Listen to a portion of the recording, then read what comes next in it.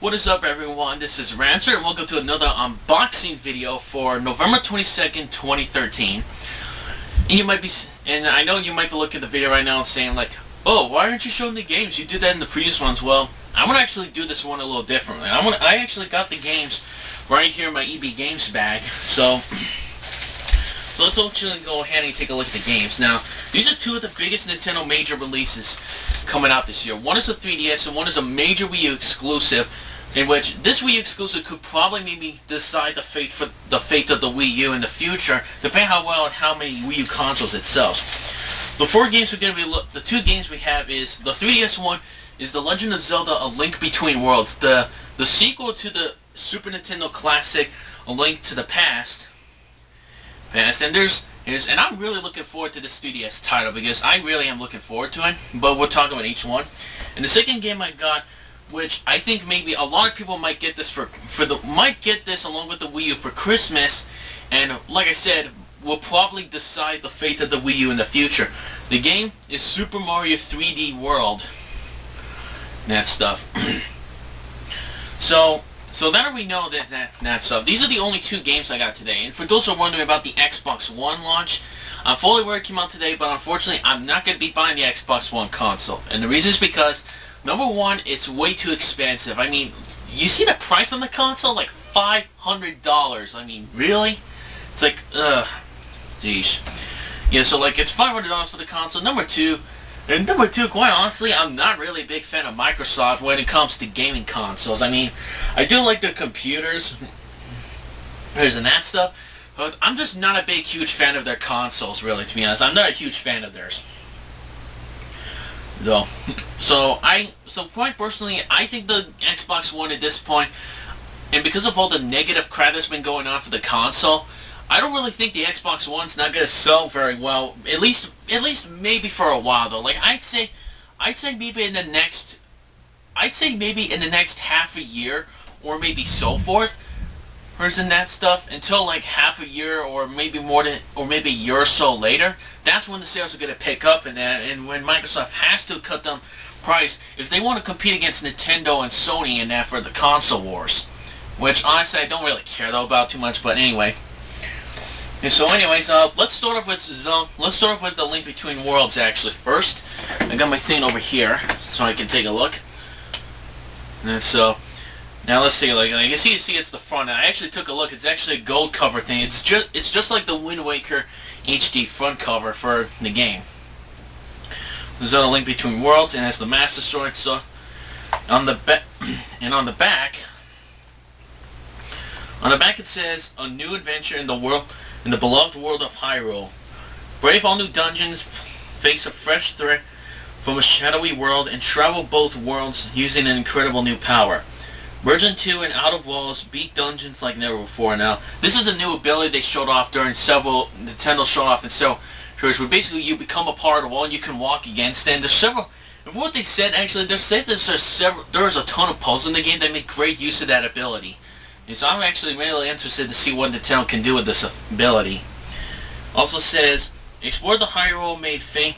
It's The Legend of Zelda: A Link to the Past, then travel to a new world that's on the brink of this disaster. If evidence stands in your way, merge into a wall, then pop you across, and yeah, pretty much it's that stuff. So let's go ahead and open this up. And every day, I'm going to tell you for sure, every day I am definitely going to be playing this. Then every day until I beat it, and then I'm going to do a review of it, because like I said, I really am a big fan of Zelda. And I really do love the Zelda series. And I'll be completely fair though, quite personally, out of the Zelda games, Ocarina of Time is pretty much my favorite Zelda game of all time. That stuff. I do like a lot of the Zelda games. They're just not as good as Ocarina of Time though, in my opinion, but I still thought they were good games. And so I am interested to see if A Link Between Worlds can match to be as good as that, if not maybe better. So let's take a look on the inside. Electronic manual setup. It's got a Club Nintendo points, which obviously pretty obviously I'm obviously going to be putting that down here. And here's the thing I find ironic actually. Other than just these two, the Club Nintendo things, that stuff, they don't have the usual advertisement things for the games on here. They don't at all. You got the game cartridge. So, alright. Alright, so that's the link between worlds. I'm definitely going to be playing this every day until I beat it, do a review of it. And last but not least, he's probably the game that will decide the fate of the Wii U in the future, and maybe the one game that most people will buy a Wii U console this holiday season, alongside either with the PS4, Xbox One, or maybe just the Wii U itself. Super Mario 3D World. Hold, I am really super looking forward to this game. Now, I'm not really gonna lie, when Super Mario 3D World was first revealed at E3, there was a lot of mixed reception when it came to the game. Some people were looking forward to it, but most of the time, they weren't. This was a disappointment for them because this was not the Mario Galaxy 3 they were looking for. However, as Nintendo showed off more trailers for this game, lots of people got more hyped for this game. Even the people that originally were disappointed are now extremely hyped for the game and are going to get this game. Now from what I've actually seen, from what many people have played the game and that stuff, this is an extremely good and a masterpiece game for Nintendo. That's according to what they said, though. I'm not sure about that yet until I experience the game myself.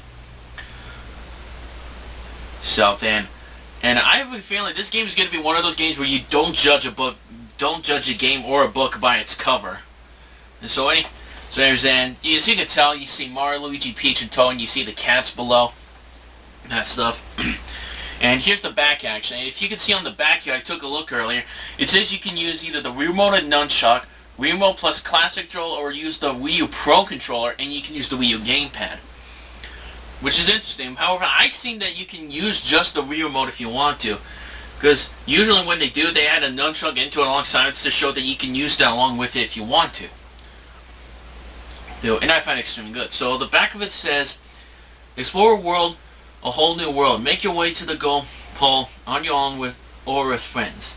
And they show a couple of the new powers, as you can see. They got the camera, they got the double Mario, which from what I've seen, it's basically one of those chairs that's similar to the ones from Super Mario Bros. 2 on NES. However, unlike the chairs from Super Mario Bros. 2, actually, the ones here actually can make a clone of yourself. So, for example, you play as Peach, you get 2 Peaches, you get another chair, you get 3, you create a new clone. Pretty much, you create a new clone almost every time you touch a cherry. And that stuff. And you got, pretty much, and this is the new one I didn't know, they never showed off in the E3 trailer, but a new one is the Can Box power-up. And I don't know how many worlds are going to be able to use that power-up, though, but it will seem interesting. It says, up to 4 players simultaneously float for levels, and obviously the force is Peach can float in the air, Luigi can jump the highest, Toad can jump the shortest but run fastest, and Mario's the easily controlled player, so...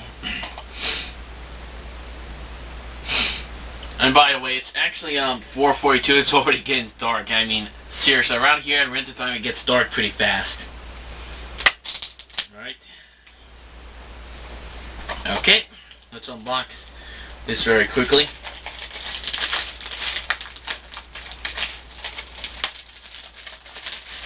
I'm not really gonna lie, people. I think Nintendo should have launched this as a launch title for the Wii U. If they made this just during the development and made this as a launch title for Wii U, this could have sold more Wii U consoles at launch. But I have a good feeling that this game, Nintendo's advertising the crap out of this game, including the Wii U console itself. I do have a feeling this game is going to help the Wii U and that boost its sales up really fast. And like I said, this game could be one of the few Wii U games that can decide the fate of the Wii U entirely. Okay, so I'm going to get this put on the Club Nintendo points. And then here's actually the disc. It's very simple and basic. Let's see, you got, and as you know, just like every other Nintendo game, very colorful instruction manuals, gives you all the basic controls. And then where's the English part? Oh, here you go. Here's the English part. Okay, so.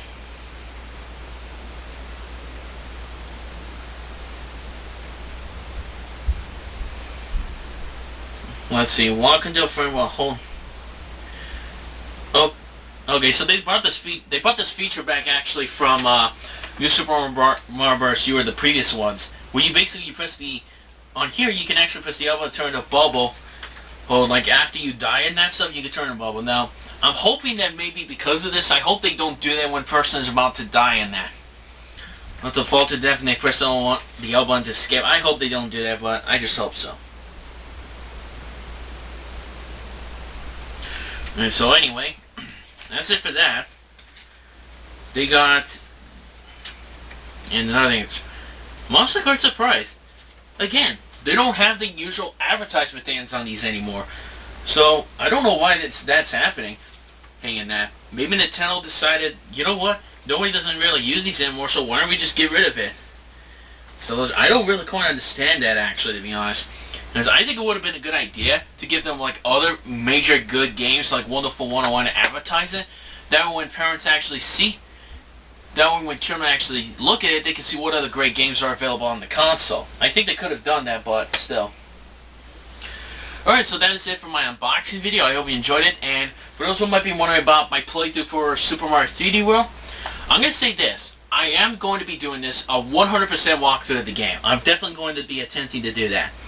However, that's only going to be single player mode. I'm only going to record the single player mode. In terms of the co-op mode, I think what I'll be doing is that when my friend comes over here, almost every couple times actually, we'll be playing the crap out of this game for co-op mode, because I want to experience the co-op mode by myself and see which mode is more recommended. But I have a feeling the co-op mode is going to be the best one of the bunch. But that's just my opinion, though.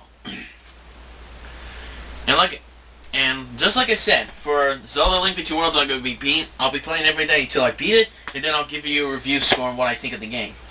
So that's it for the unboxing video. Thank you for watching, and I'll see you later.